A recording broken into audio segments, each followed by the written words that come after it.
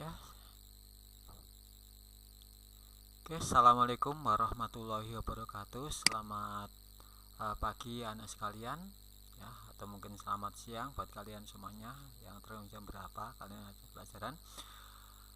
Kita lanjut pertemuan yang kedua, yaitu kita melanjutkan bab yang pertama, sifat koligatif larutan. Ya, jadi pada pertemuan yang kemarin kita bahas yaitu sifat koligatif yang pertama, yaitu penurunan tekanan uap. Ya, untuk hari ini anak sekalian kita lanjut dengan sifat koligatif yang kedua, yaitu kenaikan titik didih dan penurunan titik beku. Nah, ini subbab yang ini untuk menjawab ya mengapa ibu kalian kalau memasak itu sayur kemudian bumbunya itu dimasukkan setelah air itu mendidih, atau mungkin untuk menjawab mengapa membuat es lilin itu lebih lama daripada membuat es batu ya.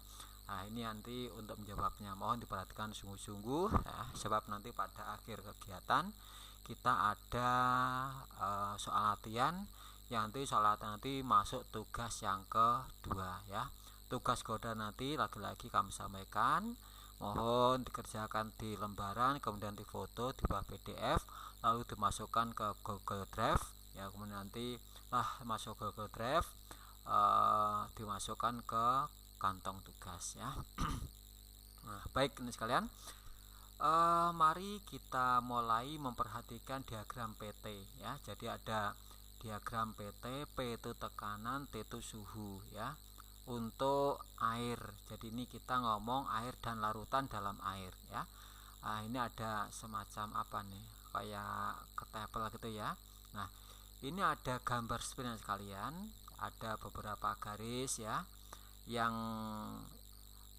berwarna hitam itu adalah untuk diagram PT air murni ini ya, untuk diagram PT air murni, sedangkan yang biru adalah untuk diagram larutan, misalnya larutan gula. Jadi untuk air murni itu gambarnya yang hitam ini nanti anak sekalian, untuk yang larutan gula nanti yang berwarna biru. Nah, di sini ada garis-garis anak sekalian. Yang pertama kita melihat ada garis didih. Jadi ini ada garis didih pelarut murni, berarti ini adalah air. Garis didih air. Ini adalah garis beku. Ya, garis beku. Garis beku. Ini adalah garis apa? Garis sublim. Padat jadi gas adalah garis sublim. Nah, mengapa kok disebut dengan garis didih? Karena adalah perubahan dari zat air itu wujudnya cair menjadi gas ya. Cair jadi gas kan prosesnya harus mendidih, namanya ini garis didih. Mengapa disebut dengan garis beku? Karena air berubah menjadi padat, jadi cair berubah jadi padat akan membeku, maka disebut dengan garis beku. Nah, kita sikapi satu persatu sekalian. Untuk air murni dulu ya, di sini garis didih ya, garis didih. Nah, ini ada garis didih. Nah, ini menggambarkan sekalian ya, pada ini untuk air murni dulu, pada suhu berapa air itu dan tekanan uapnya berapa, itu dihubungkan dari sini. Contoh anak saya, misalnya air itu suhunya 25 derajat Celcius, maka tekanan uapnya 11,99 mm Hg. Gitu ya, tahun lagi ya. Jadi kalau air itu suhunya 25 derajat Celcius, tekanan uapnya 11,99 mm Hg. Gitu. Nah, kalau air kita panaskan misalnya menjadi 50 derajat Celcius, maka tekanan uapnya akan meningkat menjadi 97,5 mm Hg. Ya, jadi kemarin ini sudah terkonsep ada penurunan tekanan uap. Kenapa kok tekanan uapnya meningkat? Karena air itu kalau dipanaskan jumlah uapnya meningkat. Karena jumlah uapnya meningkat, maka tekanan uapnya juga meningkat. Dan kalau kita panaskan sampai 100 derajat Celcius, berapakah tekanan uapnya? Ternyata sebesar 760 mm Hg. Ini ya, jadi ini yang dimaksud dengan garis didih. Nah, mengapa kok dibilang garis didih anak sekalian? Nah, coba kita perhatikan dulu kapan zat itu mendidih anak-anak ya? Zat itu akan mendidih apabila tekanan uap cairnya sama dengan tekanan udara luar ya. Jadi kapan zat itu mendidih? Apabila tekanan uap cairnya sama dengan tekanan udara luar, begitu. Contoh ya, kita perhatikan. Mengapa air mendidih pada suhu 100 derajat Celcius? Kenapa? Karena air itu kalau kita panaskan sampai 100 derajat Celcius, tekanan uapnya 760 mm Hg. Sementara tekanan udara luar, kita itu mendapat tekanan udara aja dari luar ini ya, itu sebesar 760 mm Hg. Jadi tekanan udara di sekeliling kita itu 760 mm Hg ya. Jadi kalau air kita panaskan sampai 100 derajat Celcius, maka tekanan uapnya sama dengan tekanan udara luar, maka air itu akan mendidih. Nah, kalau Anda panaskan misalnya, Anda punya air 25 derajat Celcius, mengapa kok belum mendidih? Ya, mengapa kok belum mendidih? Karena apa? Ketika Anda punya air yang suhunya 25 derajat Celcius, tekanan uapnya hanya 11,99 mm Hg, belum mencapai 760 mm Hg, belum mencapai ya. Jadi belum mencapai 760 mm Hg, maka belum mendidih. Anda panaskan sampai 50 derajat Celcius, mengapa kok belum mendidih? Karena tekanan uapnya baru 97,5 mm Hg, jadi belum mencapai 760 mm Hg. Nah, ini seperti ini ya. Jadi ini di tempat kita tuh seperti ini. Pak, bagaimana kalau seandainya kita berada di suatu tempat yang tekanan udaranya tidak 760 mm Hg misalnya? Oke, satu contoh. Misalnya Anda berada di puncak Mount Everest misalnya aja ya. Jadi Anda sebagai anak yang suka pecinta alam, mendaki gunung sampai berhasil mencapai puncak Mount Everest. Misalnya di sana ya, di sana. Itu tekanan udaranya 97,5 mm Hg. Berapa anak? Di sana misalnya tekanan udaranya 97,5 mm Hg. Maka ketika Anda memanaskan air yang suhunya 50 derajat Celcius, maka tekanannya 97,5 mm Hg sudah menyamai tekanan udara di sana.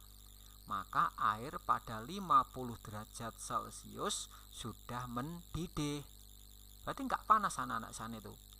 Jadi banyu mop itu nggak panas istilahnya itu. Ya, air mendidih itu tidak panas. Cuman berapa? 50 derajat Celcius, nggak panas-panas amat. Nah, atau mungkin Anda naik ke puncak yang lebih tinggi lagi. Di sana misalnya air itu semuanya beku. Ya. Di sana tekanan udaranya 11,99 mm Hg. Ya. Jadi Anda berada di suatu tempat misalnya, di sana tekanan udaranya itu 11,99 mm Hg. Maka ketika di sana Anda punya air yang beku dan Anda panaskan, mencapai suhunya 25 derajat Celcius, maka tekanan uapnya 11,99 mm Hg. Ya, maka air di sana yang suhunya 25 derajat Celcius itu mendidih anak-anak. Kenapa? Karena tekanan uapnya sama dengan tekanan yang ada di sana, yaitu tadi saya bilang 11,99 mm Hg, begitu. Ya, jadi enggak panas, jadi bisa untuk mandi di sana. Ya, air mendidih itu bisa untuk mandi. Jadi kalian misalnya kok mandi di air mendidih, wah kelihatannya ajaib, tapi sebenarnya juga enggak panas di sana. Ya, ini contoh saja. Baik, jadi ini namanya diagram WT. Lalu yang ini adalah diagram garis beku. Garis beku adalah garis di mana perubahan cair menjadi padat. Ya, padat. Kapan zat itu membeku? Ini begitu jawab. Kapan zat itu membeku? Apabila tekanan uap cairnya sama dengan tekanan tekanan uap zat padatnya. Jadi tekanan uap cair sama dengan tekanan uap padatnya. Kira-kira saya tanya pada kalian, tekanan uap cair dengan tekanan uap padat itu tinggi mana? Ya, tinggi mana anak-anak? Tekanan uap cair, misalnya tekanan uap air dengan tekanan uap es, tinggi mana? Ya, ya, Anda benar. Akan tinggi tekanan uap air. Kenapa? Cair itu uapnya lebih banyak daripada padat. Ya, jadi zat cair itu tekanan uapnya lebih banyak daripada zat padat. Semakin ke kiri, suhunya semakin rendah, maka tekanan uapnya juga semakin turun. Berarti kalau Anda itu pengen mengubah cair jadi padat dengan jalan mengurangi uapnya, dengan jalan menurunkan suhunya, misalnya dimasukkan ke freezer, ya. Jadi itu namanya membekukan air itu. Oke, namanya garis beku. Nah, ternyata anak sekalian untuk yang biru kita cermati, ya, biru ini ada pergeseran anak sekalian. Ternyata adanya gula itu, ya, menyebabkan, kemarin saya sampaikan, ya, adanya gula itu kan menghalangi proses penguapan. Perhatikan, ketika Anda punya air murni suhunya 100 derajat Celcius, berapa tekanan uapnya? 760 mmHg. Itu air murni 100, ya. Kenapa? Karena uapnya cukup banyak sehingga tekanannya cukup tinggi. Tetapi ketika Anda tarik garis biru, ya, garis biru, maka ketika suhunya 100 derajat Celcius, nah ini kalau Anda tarik ke kiri, ya mungkin tekanannya hanya 100 mmHg. Maka itu mungkin belum membeku. Nah, belum mendidih, ya, belum mendidih. Jadi suhu 100 belum mendidih karena apa? Karena tekanan uapnya belum mencapai 760 mmHg. Ini ya, jadi ini adalah garis beku, garis didih. Ternyata apa? Titik didih larutan itu lebih tinggi daripada titik didih pelarut murninya. Kalau air murni 100 derajat sudah mendidih, maka kalau lautan gula akan lebih dari 100. Ini namanya delta TB-nya di sini. Ya. Nah, ini garis bekunya ini, perhatikan. Kalau air murni itu 0 derajat Celcius sudah membeku, maka untuk air murni, lautan gula akan kurang dari 0, ya, akan kurang dari 0. Jadi makanya kalau Anda bikin es lilin yang 0 derajat itu belum membeku, ya, maka perlu diturunkan lagi. Nah, ini diagram PT namanya anak-anak, ya. Diagram PT ini adalah garis didih pelarut murni, garis didih larutan, garis beku pelarut murni, garis beku larutan, ya. Oke, itu gambaran diagram PT ini sering keluar pada event-event ujian-ujian, ya. Ini baik, kita perhatikan. Pertama kita lihat kenaikan titik didih atau delta TB. Perhatikan gambar berikut ya anak-anak, ya. Jadi ini gambarkan tadi yang saya sampaikan tadi nih. Kita berada di wilayah Madiun dan sekitarnya. Itu tekanan udaranya 760 mmHg atau 1 atm. 1 atmosfer ini sama dengan, ya, sama dengan 1 atmosfer. Coba perhatikan gambaran saya, mungkin Anda bisa memahami, ya. Ketika Anda punya air suhunya 25 derajat Celcius, maka uapnya ada 3 misalnya, ya, uapnya ada 3. Berapa tekanan uapnya? 11,99 mmHg. Nah, ini belum mendidih anak-anak, ini belum mendidih. Kenapa kok belum mendidih? Karena tekanan uapnya belum menyamai tekanan udara luar, belum mencapai 760 mmHg, maka belum mendidih. Lalu Anda panaskan, uapnya akan bertambah menjadi 5 uap. Tentunya tekanannya juga semakin meningkat menjadi 97,8 mmHg. Sudah mendidih apa belum? Anak-anak, pada 50 derajat belum mendidih. Kenapa? Karena tekanan uapnya belum mencapai 760 mmHg. Itu, ya. Lalu Anda panaskan lagi sampai 100 derajat Celcius. Uapnya bertambah menjadi 8 butir. Ya, karena memanaskan itu akhirnya banyak air yang memisahkan diri ya kelompoknya, maka menjadi 8 butir, ya. Karena uapnya banyak, maka tekanannya akan meningkat menjadi 760 mmHg. Nah, sudah didih apa belum anak-anak? Ya, mendidih. Kenapa? Karena tekanan uapnya sama dengan tekanan udara luar. Ini untuk air yang murni seperti itu. Mohon anak dipahami ya anak ya.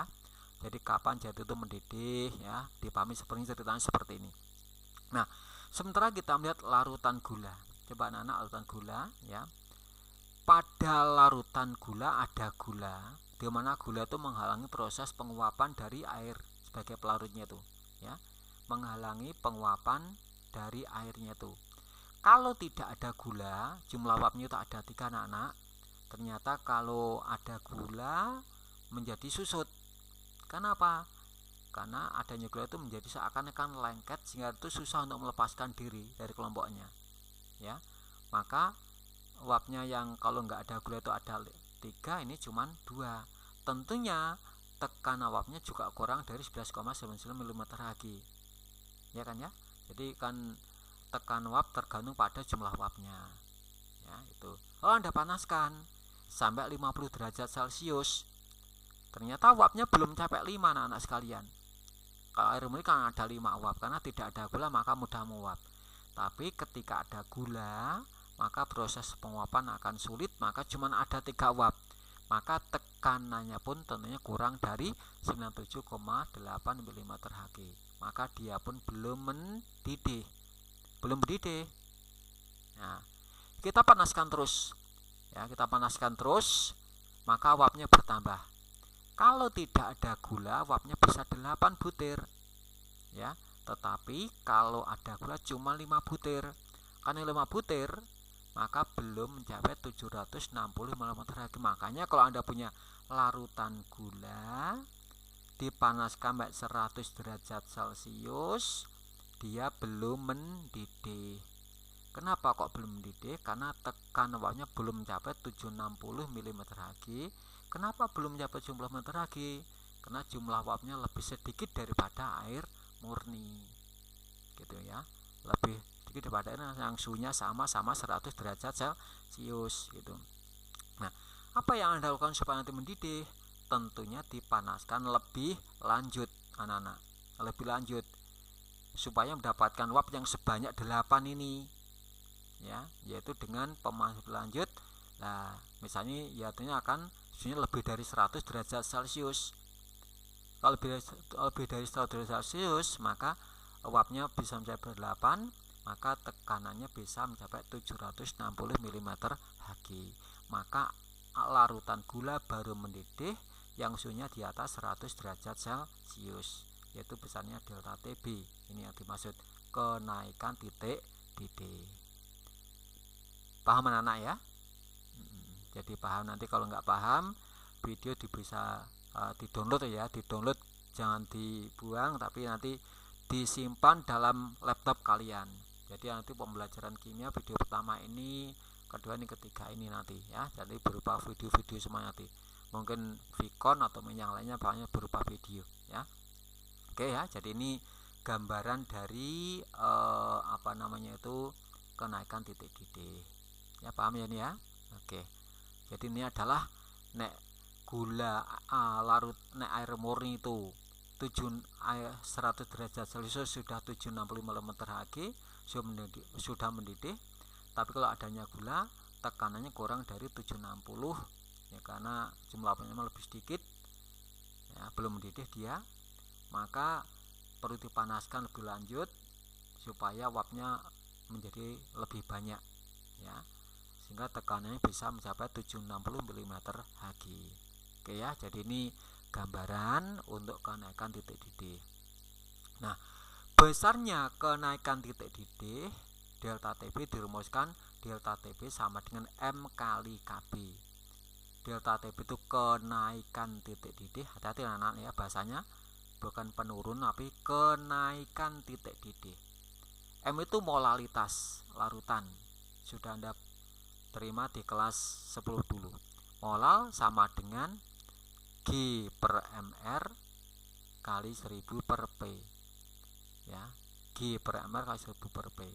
G itu massa zat terlarut, MR itu MR-nya zat terlarut, 1000 ya 1000, P itu adalah massa pelarutnya. KB tetapan titik didih molal pelarut.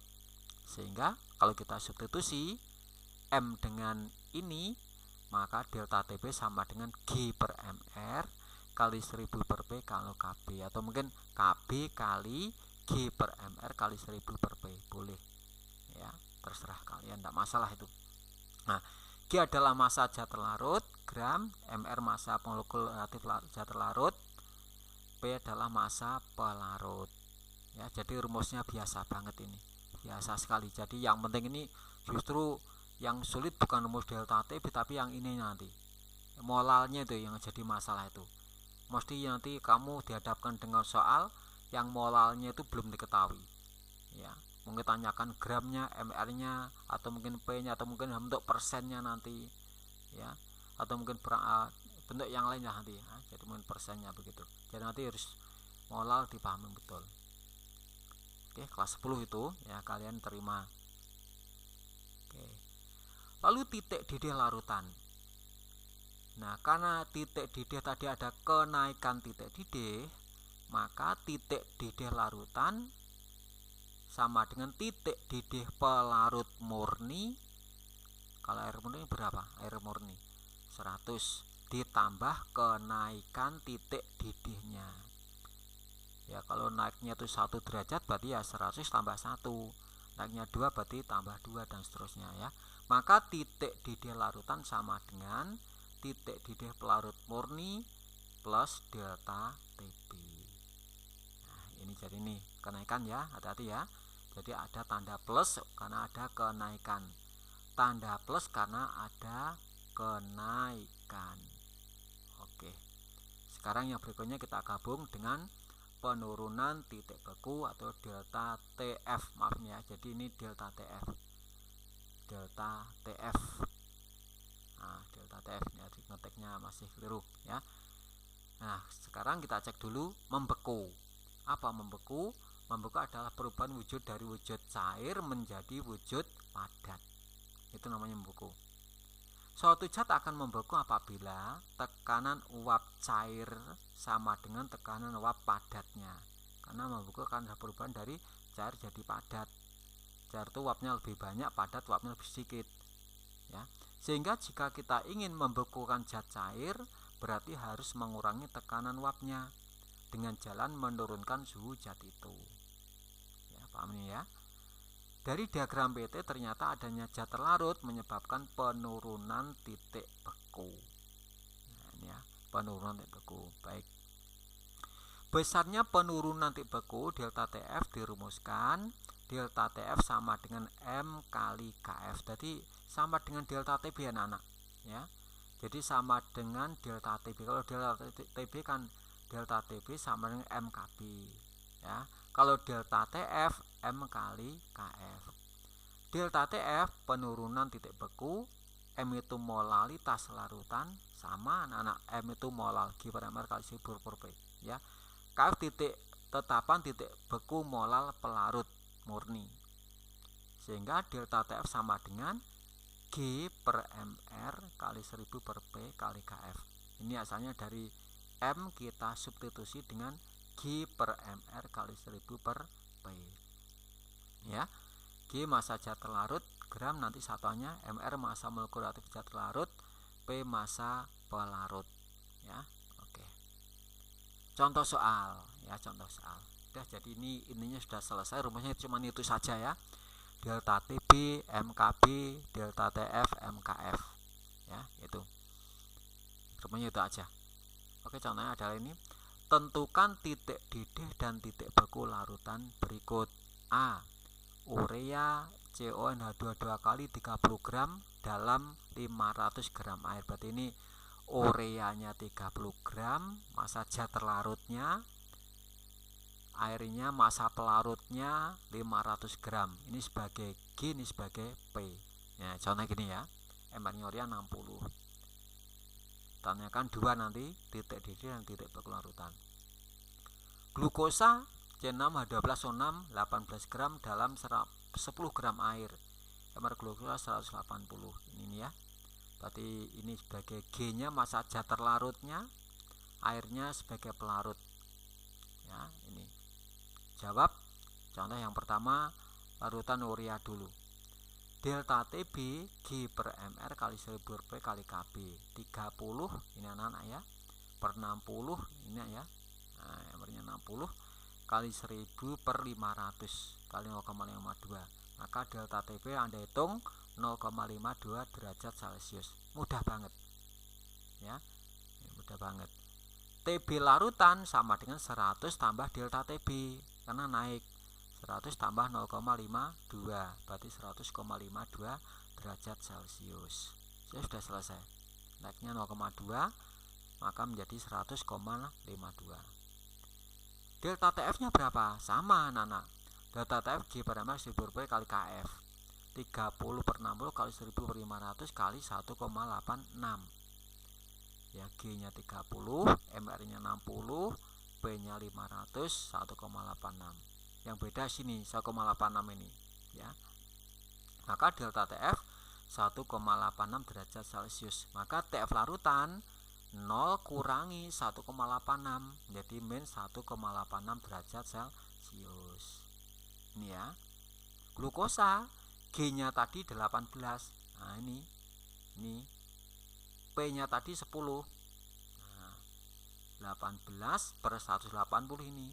MR nya 180 ya, kali 1000 per 10 kali 0,52 ini 5,2 derajat Celcius.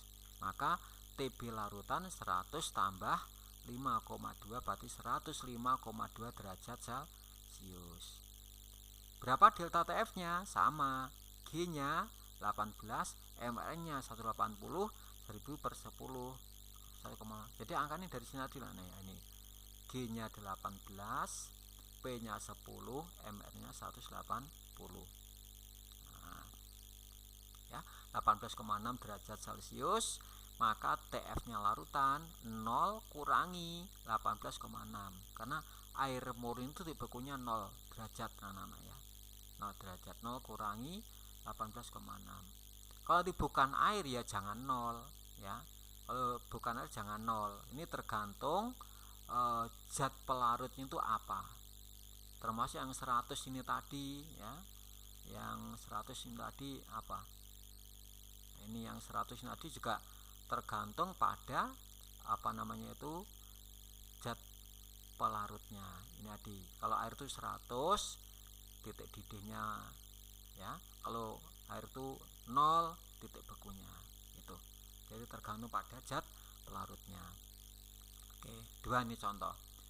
Titik beku larutan 64 gram naftalen dalam 100 gram benzena. Nah ini anak sekali, ini contohnya bukan air, ini bukan air ya, pelarutnya bukan air, pelarutnya benzena. Coba Anda analisis. Titik beku larutan 64 gram naftalen dalam 100 gram benzena. Siapa zat larutnya? Siapa zat larutnya?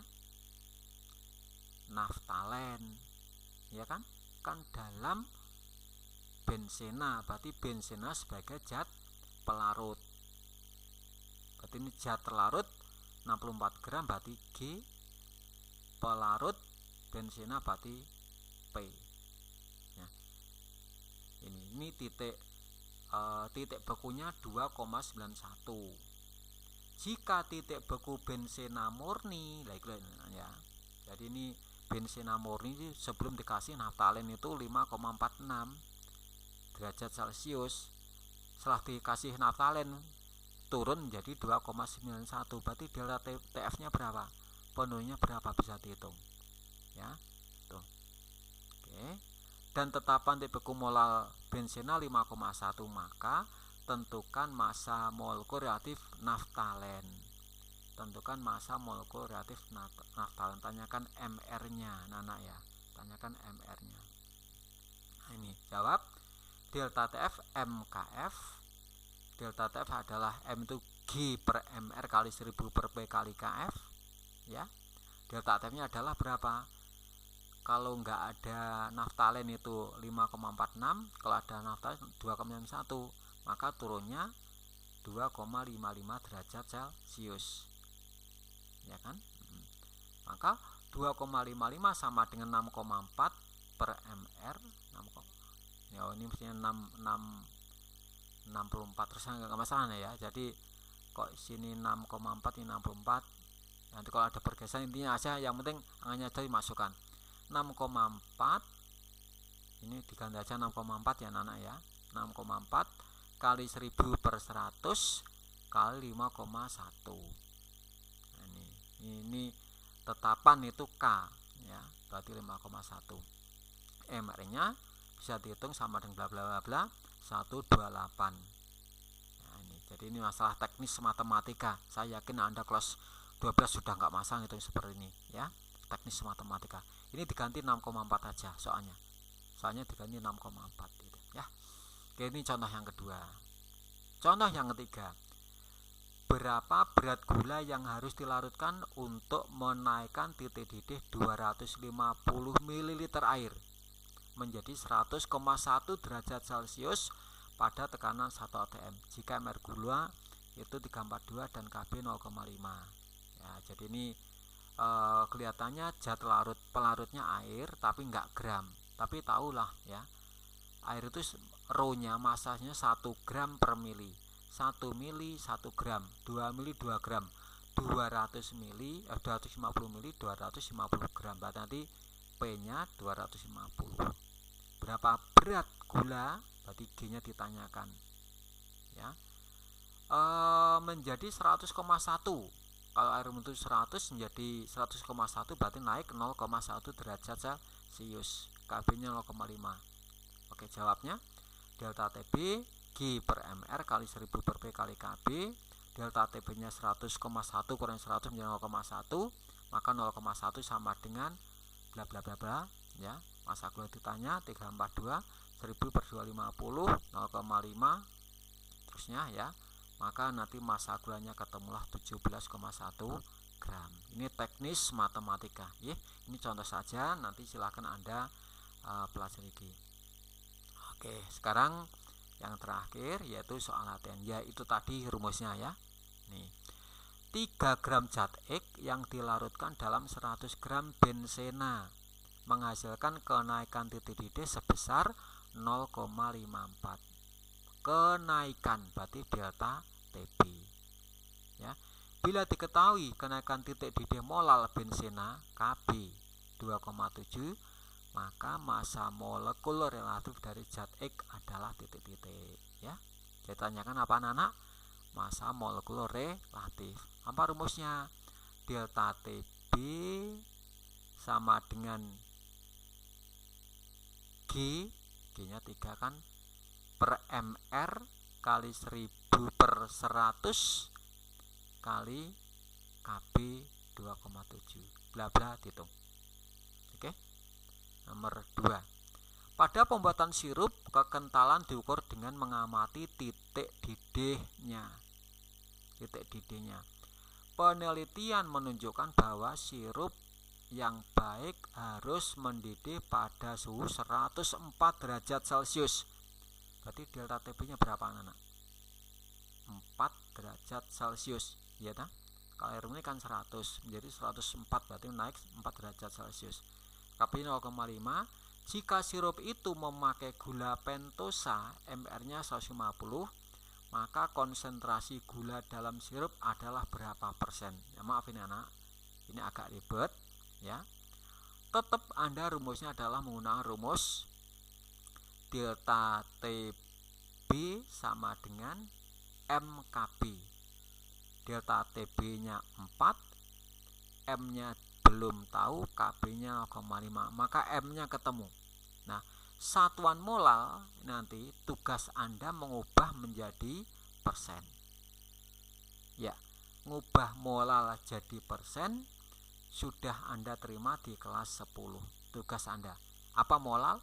G per MR kali 1000 per P. Berarti kalau tanyakan persentase pentosa, ya sama dengan massa pentosa itu sendiri dibagi massa larutan pentosa, yaitu massa pentosa tambah massa airnya kali 100%. Silahkan analisis bahasa saya tadi ya. Persentase pentosa sama dengan massa pentosa per massa larutan pentosa Apa massa pentosa? Ya massa pentosa tambah massa air kali 100%. Oke. Silahkan Anda kembali flashback pada kelas 10 ya. Oke. 3. Suatu senyawa mengandung CH dan O yang masanya 6 gram. Ya, jadi masanya 6 gram senyawa tadi. Setelah dianalisis mengandung 2,4 gram karbon, 0,4 gram hidrogen dan sisanya oksigen. Berarti sisanya berapa anak? 6 kurangi 2,4 kurang 0,4, berarti 6 kurangi 2,8. Berarti ada 2,2. 3,2 ya. Jadi ada 3,2. Nanti massa oksigennya 3,2. Larutan 9 gram senyawa itu dengan 100 gram air membeku pada suhu 0,93 derajat Celcius. Berarti ini massa zat larutnya nih nanti kan. G-nya yang ini. Ya, G-nya ini. Nah, itu dengan 100 gram air membeku pada suhu min 0,93 derajat Celcius. Jadi delta TF-nya nih. Delta TF-nya 0,93. Bila KF 1,86 dan Ag12H116, maka tentukan rumus molekul dari senyawa tersebut. Ya. Ini pemecahan masalah. Ini termasuk soal yang hot ya. Nah, soal yang agak sulit. Tapi ini saja nih ya dibilang sulit juga nggak sulit amat ya. Soal ini adalah untuk menentukan rumus molekulnya. Ya, rumus molekulnya bagaimana? Untuk menentukan rumus molekul ada dua hal yang perlu kita siapkan, yaitu rumus empiris dan MR-nya ya. Rumus empiris dan MR-nya. Kita ulang lagi. Untuk menentukan rumus molekul, misalnya C berapa, H berapa, O berapa, itu namanya rumus molekulnya. Harus ada dua hal, yaitu rumus empiris yang nanti diambil dari sini anak, rumus perbandingan terkennya. Ini untuk mencari rumus empirisnya sampai sini nih. Nah, kalimat pertama untuk mencari rumus empirisnya. Nah, kedua adalah MR. MR nanti diambil dari sifat koligatif. G per MR kali 1000 per 100 kali 1,86. Nanti MR ketemu. Saya padukan kalimat pertama dan kalimat yang kedua untuk menentukan bagaimana rumus molekulnya. Ya, ini kelas 10 anak-anak ya. Saya yakin Anda semuanya sudah paham. Ini keterangan saya untuk sebab yang kedua itu kenaikan titik-titik dan penurunan titik Q. Nah, ini soal ini mohon ya dikerjakan di lembaran, di foto ya, diubah PDF lalu masukkan ke folder Anda di dalam Google Drive, kemudian nanti kirim ke tugas 2 ya, tugas 2 dimasukkan ke kantong tugas, yaitu tugas yang kedua ya. Itu baik, sekarang saya kira untuk hari ini sekian dulu. Assalamualaikum warahmatullahi wabarakatuh.